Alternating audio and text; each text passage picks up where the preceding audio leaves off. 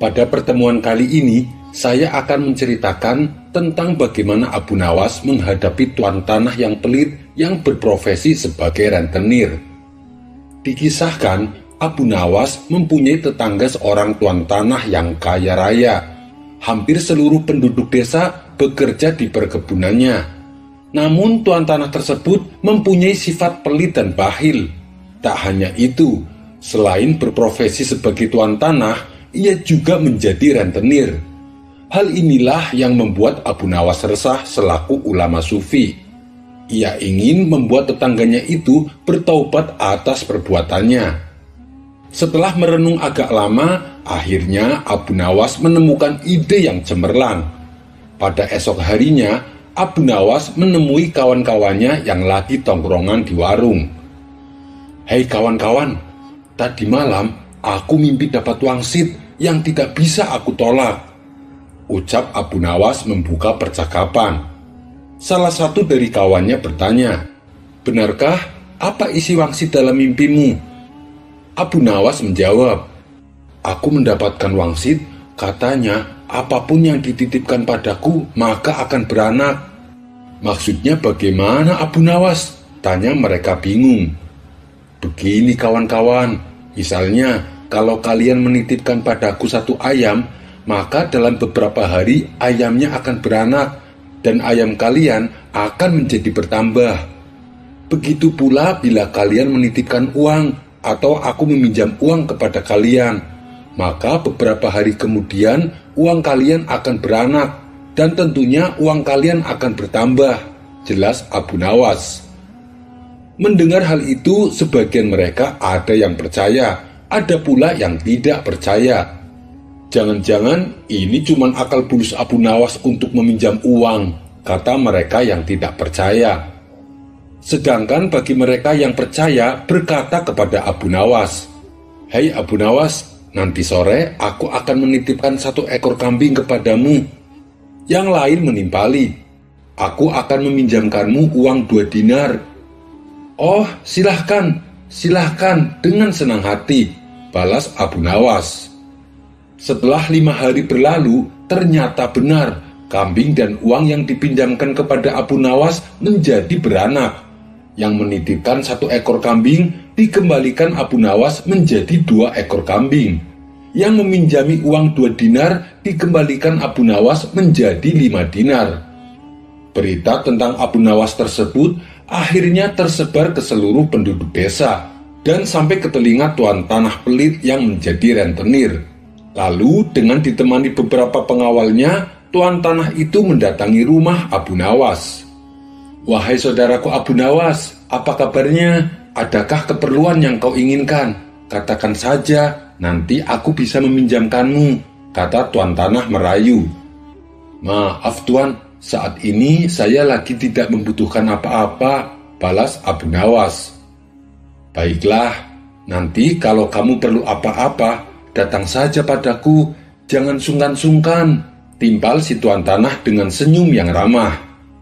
"Iya tuan, kapan-kapan saya akan ke rumah tuan," jawab Abu Nawas. Tuan tanah dan para pengawalnya pun pamit pulang meninggalkan rumah Abu Nawas. Hingga pada suatu sore, Abu Nawas merasakan lapar, sedangkan ia tak mempunyai apapun di dalam rumah untuk dimakan. Kemudian Abu Nawas mendatangi tuan tanah untuk meminjam 3 butir telur. Tentu saja dengan senang hati si tuan tanah menyambut dan meminjamkannya kepada Abu Nawas. 5 hari kemudian, Abu Nawas mengembalikan telur tersebut. Di saat tuan tanah membuka bungkusan yang dibawa Abu Nawas, jumlah telurnya bertambah menjadi 5. "Kok telurnya ada 5, Abu Nawas?" tanya tuan tanah berpura-pura sembari tersenyum. "Loh, tidakkah tuan dengar kabar? Apapun yang saya pinjam pasti beranak," jawab Abu Nawas. Ia lalu menawarkan pinjaman-pinjaman lain kepada Abu Nawas. Namun Abu Nawas menolaknya dengan alasan sedang tidak butuh. Beberapa hari kemudian, Abu Nawas kembali mendatangi tuan tanah yang kaya raya itu. "Ada perlu apa wahai saudaraku Abu Nawas?" tanya si tuan tanah. "Saya ingin meminjam uang 1000 dinar tuan," jawab Abu Nawas. Sejenak si tuan tanah terkejut. Kamu serius, Abu Nawas? Itu jumlah uang yang sangat banyak, kata si tuan tanah. Iya, saya tahu. Kalau tuan keberatan, saya tidak akan memaksa. Saya akan cari orang lain saja, balas Abu Nawas. Tunggu dulu, Abu Nawas. Jangan terburu-buru. Siapa bilang saya keberatan? Saya kan cuma bertanya. Baiklah, saya akan ambilkan uangnya, ujar si tuan tanah. Ia kemudian mengambil uang 1.000 dinar dan meminjamkannya kepada Abu Nawas. Ini uangnya, wahai saudaraku, silahkan dibawa pulang, kata tuan tanah sambil memberikan uangnya. Abu Nawas pun pulang dengan membawa uang 1.000 dinar. Sementara itu, tuan tanah yang pelit tersebut berhayal. Tidak lama lagi, uangku akan bertambah banyak, ucapnya dalam hati kegirangan. Hari berganti hari, si tuan tanah merasa tidak sabar menunggu kedatangan Abu Nawas. Setelah 5 hari berlalu, Abu Nawas masih belum juga datang. Hingga tak terasa sudah berjalan 1 bulan, dan Abu Nawas tak kunjung datang ke rumahnya. Karena tidak sabar, si tuan tanah lalu mendatangi Abu Nawas dengan didampingi pengawalnya. Wahai Abu Nawas, sudah sebulan aku menantimu, tapi kamu malah tidak datang, kata si tuan tanah. Oh iya, maafkan saya tuan. Sebenarnya saya akan ke rumah tuan, namun saya sangat sibuk. Tapi berhubung tuan sudah ada di rumah saya, sekalian saja ada yang mau saya bicarakan, kata Abu Nawas beralasan. Tidak apa-apa, wahai saudaraku. Silahkan, apa yang mau kau bicarakan, balas si tuan tanah. Begini tuan, uang yang tuan titipkan padaku 3 hari kemudian menjadi mati.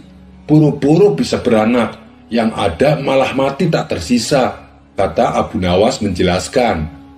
Maksudnya bagaimana, Abu Nawas? Tanya tuan tanah tak mengerti. Uang yang tuan pinjamkan padaku mati semua, tidak tersisa sedikit pun, jawab Abu Nawas. Apa? Kamu mau mempermainkan aku ya? Mana ada uang bisa mati, bentak si tuan tanah.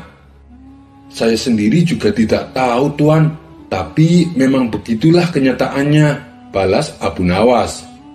Tak terima dengan hal itu, si tuan tanah lalu melaporkan Abu Nawas ke pengadilan.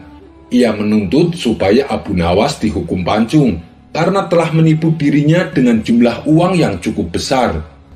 Saat keduanya dihadapkan kepada hakim, si tuan tanah berkata, Tuan Hakim yang mulia, Abu Nawas telah menipuku. Katanya uang yang aku titipkan kepadanya bisa beranak, tapi kenyataannya ia menipuku dan tidak sepeser pun mengembalikan uangnya. Saya minta supaya Abu Nawas dihukum pancung. Setelah mendengar kesaksian dari tuan tanah, sang hakim bertanya kepada Abu Nawas, benarkah seperti itu, wahai Abu Nawas? Abu Nawas menjawab, tidak benar tuan hakim, saya sama sekali tidak menipu dia. Lalu kenapa kamu tidak mengembalikan uangnya? Tanya tuan hakim. Begini tuan hakim, dari awal sudah saya katakan padanya, apapun yang dititipkan padaku bisa beranak. Dan kebetulan uang yang ia titipkan padaku bukannya beranak tapi malah mati. Jadi aku tak mungkin mengembalikannya karena sudah mati. Bukankah sesuatu yang beranak pasti bisa mati? Kata Abu Nawas menjelaskan. Tuan Hakim manggut-manggut dan membenarkan ucapan Abu Nawas. Iya, itu benar. Memang segala sesuatu yang beranak cepat atau lambat pasti akan mati. Dengan ini saya putuskan Abu Nawas dibebaskan dari segala tuduhan dan tidak diwajibkan untuk mengganti rugi. Mendengar keputusan itu, si tuan tanah langsung jatuh pingsan. Ia telah tertipu oleh sifat tamaknya sebagai orang yang kikir dan berprofesi sebagai rentenier.